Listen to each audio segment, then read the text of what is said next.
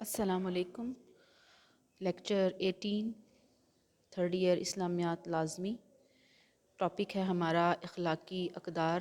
رب اشرح لی صدری ویسر لی امری واحلل عقدۃ من لسانی یفقہوا قولی ربی زدنی علما۔ مراد کیا ہے؟ اچھے اور برے اخلاق کی تمیز، نیکی کیا ہے، بدی کیا ہے، اس کی پہچان، ذمہ داری کا احساس، رحم کیا ہے، ظلم کیا ہے، اس کا علم حاصل کرنا، یہ اخلاق میں آتا ہے۔ اس کا تعلق عقلی معیار سے ہے۔ میرٹ کیا ہے؟ عقل، کیونکہ انسان کی عقل اور حیوان کی عقل میں فرق ہے۔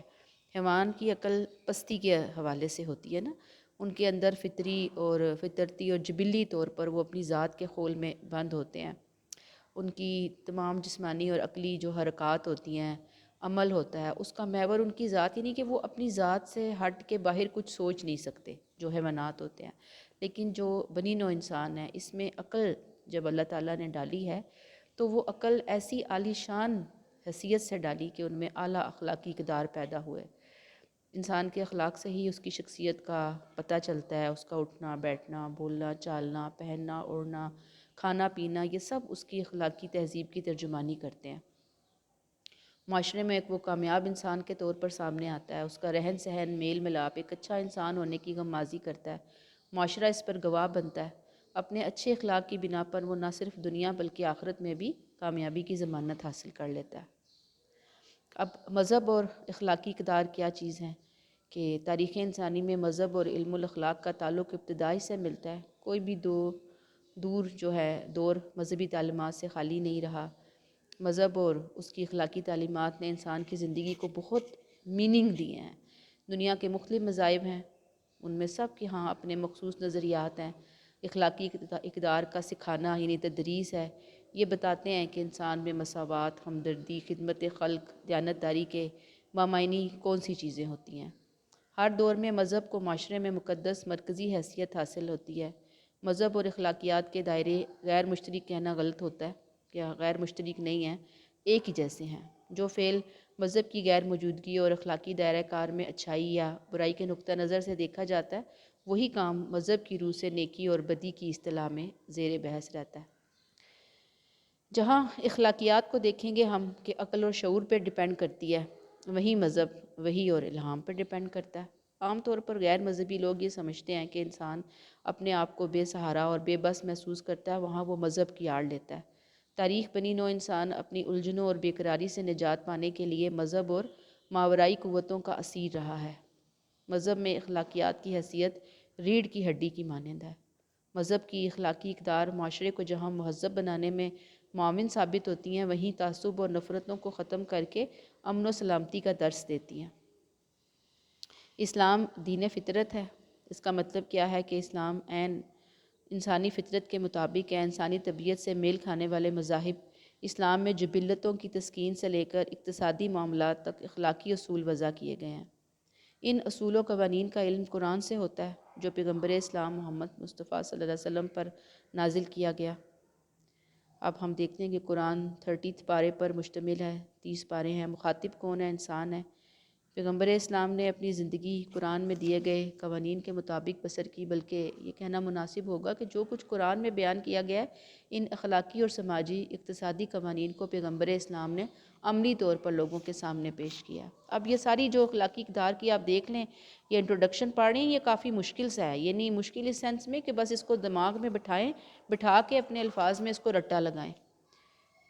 پھر اسلام اور اخلاقیات کیا ہے؟ حقوق العباد پہ ہم دیکھتے ہیں بہت زور ہے، اور مراد وہ جو انسانیت کی طرف سے عائد کیے گئے فرائض ہیں۔ ہر وہ شخص جو مسلمان ہے اس پہ لازم ہے کہ وہ اپنے ارد گرد بسنے والے افراد کے لیے مفید ثابت ہو، انہیں کوئی نقصان نہ پہنچائے۔ وہی عزت احترام جو اپنے مسلمان بھائی کو دیتا ہے، اسی عزت احترام سے غیر مسلم افراد کے ساتھ معاملہ کرے۔ اب دین اسلام کے پیش نظر کیونکہ پوری انسانیت ہے، لہٰذا وہ اپنے ماننے والوں سے یہ نہیں کہتا کہ صرف اپنے عزیز رشتہ داروں یا مسلمانوں کے حقوق و فرائض کے بارے میں محتاط رہیں، بلکہ وہ یہ توقع کرتا ہے کہ مسلمان کے ہاتھ یا زبان سے کسی کو کوئی تکلیف نہ پہنچے، خواہ سامنے مسلمان ہے یا غیر مسلم۔ اس کو سرکل کیجئے، غیر مسلم کو۔ اسلامی نقطہ نظر سے معاشرے میں بطور شہری سب کے حقوق کو یکساں اہمیت دی جاتی ہے۔ اسلامی تعلیمات کا منبع قرآن و حدیث ہے۔ قرآن وہ کتاب ہے جو حضرت محمد صلی اللہ علیہ وسلم پر نازل ہوئی، اور حدیث حضرت محمد مصطفیٰ کے اقوال، افعال اور احوال کا مجموعہ ہے۔ قرآن و حدیث میں خاص طور پر تزکیہ نفس، صبر و شکر، غور و فکر، توبہ استغفار کے ذریعے خود احتسابی پہ زور دیا گیا ہے۔ ایسے اعمال جو انسانوں کو حسن سلوک سے دور کرتے ہیں، جس میں جھوٹ، زنا، کینہ، بغض، حرص، تباہ اور خوشامد شامل ہیں، یہ ساری چیزیں آتی ہیں نا، اس سے اجتناب کرنے کا سختی سے حکم دیا گیا۔ اسلامی تعلیمات اپنا فلسفہ کیسے بیان کرتی ہیں کہ ہر شخص فطرتاً نیک سیرت اچھا ہے۔ انسان کا ایک وجود ہے جو باطنی قوت سے مزین مسخر ہے، جس سے انسان میں نیکی کا احساس پیدا ہوتا ہے، لیکن جب انسان خود غرضی، لالچ اور برائی کی طرف راغب ہوتا ہے، اس کی باطنی قوت سلب ہو جاتی ہے، جس کے نتیجے میں انسان بدی کا راستہ اختیار کرتا ہے۔ اسلام اپنے پیروکاروں میں حقیقی اخلاقی اقدار پیدا کرنا چاہتا ہے، جس میں اولاً خدا پرستی اور روح کی پاکیزگی ہے۔ قرآن اور اخلاقی اقدار۔ قرآن میں اخلاقیات کا درس بیشتر مرتبہ ملتا ہے۔ چند مقامات پہ ہے، جو اچھا کام کرے، مرد ہو یا عورت، اور ہو مسلمان، تو ضرور ہم اسے اچھی زندگی عطا کریں گے، اور ضرور انہیں اس کا اجر دیں گے جو ان کے سب سے بہتر کام کے لائق ہو۔ اور پھر مزید ہے، اور کاموں میں ان سے مشورہ لو۔ پھر ہے کہ کوئی بات وہ زبان سے نہیں نکالتا، اس کے پاس ایک محافظ تیار بیٹھا ہوتا ہے۔ یعنی یہ اخلاقیات کے جو مختلف اصول اور ضوابط، سنہری اصول آپ کہیں گے، وہ قرآن کے اندر کیسے ملتے ہیں۔ پھر پرہیزگاری اسی کا لباس ہے، سب سے بھلا ہے، درز گزر کو اختیار کرو، نیک کاموں کی تعلیم، جاہلوں سے دور رہو، ظالموں کی طرف نہ جھکو، تمہیں آگ چھوئے گی۔ اللہ مٹاتا ہے سود کو، بڑھاتا ہے خیرات کو، اگر تم نیکی کرو تو اللہ سے دگنی کرے گا۔ بے شک اللہ تمہیں حکم دیتا ہے کہ امانتیں جن کی ہیں ان کے سپرد کر دو، جب کوئی تمہیں سلام کرے تو اس سے بہتر لفظ جواب میں کہو یا وہی کہہ دو۔ پھر بے شک منافق دوزخ کے سب سے نیچے طبقے میں ہیں۔ اے ایمان والو، بہت سے گمانوں سے بچو، بے شک کوئی گمان گناہ ہو جاتا ہے، اور عیب نہ ڈھونڈو، اور نہ ایک دوسرے کی غیبت کرو۔ کیا تم میں کوئی پسند کرے گا کہ اپنے مرے ہوئے بھائی کا گوشت کھائے؟ تو یہ تمہیں گوارا نہ ہوگا، اور اللہ سے ڈرو، بے شک اللہ بہت توبہ قبول کرنے والا مہربان ہے۔ تم میں زیادہ عزت والا وہ ہے جو تم میں زیادہ پرہیزگار ہے۔ اللہ کے عہد کو پورا کرو، جب تم میں سے کوئی عہد مانگے، اور قسموں کو پختہ کرنے کے بعد مت توڑو۔ پھر اللہ عدل اور احسان اور قرابت داروں کے ساتھ صلہ رحمی کا حکم دیتا ہے، برائی، بے حیائی، ناشائستہ حرکتوں اور ظلم و زیادتی سے روکتا ہے۔ وہ تمہیں نصیحت کرتا ہے کہ تم سبق لو۔ یہ یقینی بات ہے کہ خدا لوگوں پر ظلم نہیں کرتا، لیکن لوگ خود ہی اپنی جانوں پر ظلم کرتے ہیں۔ پھر احادیث کے اندر کیا ہے؟ حسن اخلاق کا پیکر قیامت کے دن میرے قریب ہوگا۔ تم میں افضل عمل حسن اخلاق ہے، جس سے مسلمان کا ایمان مضبوط ہوتا ہے۔ تم میں اچھے لوگ جن کے اخلاق اچھے ہیں۔ قیامت کے دن مومن کی میزان میں سب سے وزنی چیز وہ اس کے اچھے اخلاق۔ مومنوں میں سب سے کامل ایمان والے وہ جو اخلاق میں سب سے اچھے۔ اعمال کے ترازو میں حسن خلق سے زیادہ وزنی شے کوئی نہیں۔ خدا اس پر رحم نہیں کرتا جو لوگوں پر رحم نہیں کرتا۔ پھر عدل کرنے والے اللہ کے پاس نور کے ممبروں پر ہوں گے، اور خدائے رحمان کے دائیں طرف ہوں گے۔ یہ وہ لوگ ہیں جو اپنے اہل و عیال کے معاملات میں اور وہ کام جو ان کے سپرد تھے ان میں عدل کرتے تھے۔ پھر مومن وہ نہیں جس کا پڑوسی اس کے شر سے محفوظ نہ ہو۔ مومنوں میں ایمان کے لحاظ سے کامل وہ جن کا اخلاق اچھا اور جو اپنی عورتوں کے لیے بہترین۔ پھر اللہ تعالیٰ سے ڈر، تو جہاں کہیں بھی ہو، اور برائی کے بعد نیکی کر، وہ اسے مٹا دے گی، اور لوگوں کے ساتھ حسن خلق سے پیش آ۔ پھر بلا شبہ مجھے مکارم اخلاق کی تکمیل کے لیے بھیجا گیا۔ جب تجھ میں 4 چیزیں ہوں تو دنیا سے کچھ بھی تجھ سے کھو جائے تو تجھے افسوس نہیں ہوگا۔ وہ 4 چیزیں یہ ہیں: امانت کی حفاظت، سچی بات، اچھا اخلاق اور پاکیزہ رزق۔ پھر لوگوں میں سب سے زیادہ اللہ تعالیٰ سے دور سخت دل ہوتا ہے جو امانت دار نہیں وہ ایماندار نہیں۔ تو کھانا کھلائے اور اسے سلام کرے جسے تو جانتا ہے اور جسے تو نہیں جانتا۔ پھر مسلمان وہ ہے جس کے ہاتھ اور زبان سے دوسرے مسلمان محفوظ رہیں۔ پھر ہے راستوں میں بیٹھنے سے بچو۔ تو لوگوں نے عرض کیا، اللہ کے رسول، ہماری ان مجلسوں کے علاوہ ہمارے لیے کوئی جگہ نہیں جہاں ہم گفتگو کریں۔ تو آپ نے فرمایا، اگر تم بیٹھنے پر اصرار کرتے ہو تو راستے کو اس کا حق دو۔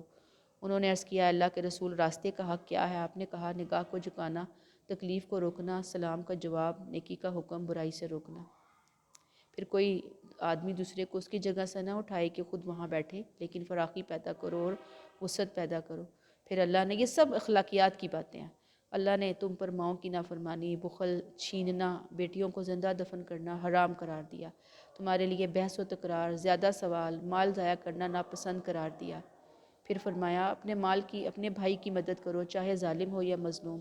ایک آدمی نے عرض کیا، اے اللہ کے رسول، میں مظلوم ہونے کی صورت میں اس کی مدد کر سکتا ہوں، مگر ظالم ہونے کی صورت میں کیسے مدد کروں؟ تو آپ نے فرمایا، اس کو ظلم سے روک کر۔ پھر فرمایا، بدگمانی سے بچو، بے شک بدگمانی سب سے جھوٹی بات ہے۔ تو نہ لگاؤ، تم زیادہ بولی نہ دو، باہم حسد نہ کرو، باہم بغض نہ رکھو، باہم غیبت نہ کرو، اللہ کے بندو بھائی بھائی بن جاؤ۔ مسلمان کا بھائی ہے، وہ اس پر ظلم نہیں کرتا، وہ اسے بے یار و مددگار نہیں چھوڑتا۔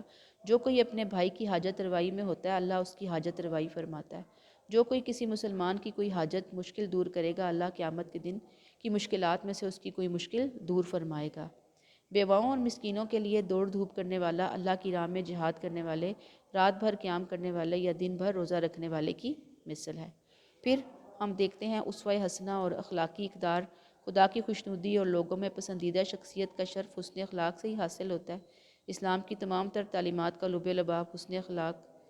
آپ صلی اللہ علیہ وسلم نے اپنی زندگی سے اس کا ہمیں نمونہ پیش کر کے دکھایا۔ مثلاً حضرت خدیجہ رضی الکبریٰ رضی اللہ تعالیٰ عنہ کی شہادت اخلاق حسنہ کی بابت یہ ہے کہ آپ شہادت یعنی گواہی، آپ اپنے رشتہ داروں کے ساتھ حسن سلوک کرتے، کمزوروں، محتاجوں، مفلسوں، ضعیفوں، غریبوں اور مسافروں کا بوجھ اپنی گردن پر اٹھاتے، ان کی مالی مدد کرتے، مہمانوں کی مہمان نوازی آپ کا شیوا تھی۔ پھر آپ کی رفیقہ حیات حضرت ام المومنین حضرت عائشہ سے صحابہ نے آپ کے حسن اخلاق کے بارے میں پوچھا تو آپ نے برجستہ فرمایا، آپ کا اخلاق قرآن تھا، یعنی نبی کریم کی زندگی کا ہر لمحہ، آپ کے شب و روز، آپ کی زندگی صبح و شام، قول فعل، اٹھنا بیٹھنا، رفتار گفتار، وضع قطع، جلوت خلوت، یعنی آپ کی تنہائی، آپ کی محفل، اٹھنا بیٹھنا، کھانا پینا، ایک ایک چیز قرآن کی عملی تفسیر۔ یعنی آپ صلی اللہ علیہ وسلم قرآن کریم کال اور سرکار دو جہان اس کا حال ہے۔ جس طرح قرآن مقدس کی حد کوئی پار نہیں کر سکتا، ایسے ہی آپ کے اخلاق کریمہ کا کوئی احاطہ نہیں کر سکتا۔ حضرت انس فرماتے ہیں کہ ایک مرتبہ میں نبی کریم کے ہمراہ تھا اور دوش مبارک پر ایک چادر تھی۔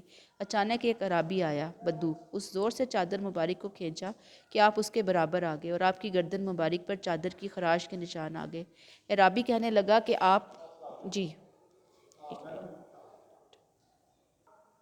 اعرابی یعنی دیہاتی آیا اور اس زور سے چادر مبارک کو کھینچا کہ آپ اس کے برابر آ گئے اور آپ کی گردن مبارک پر چادر کی خراش کے نشان آ گئے۔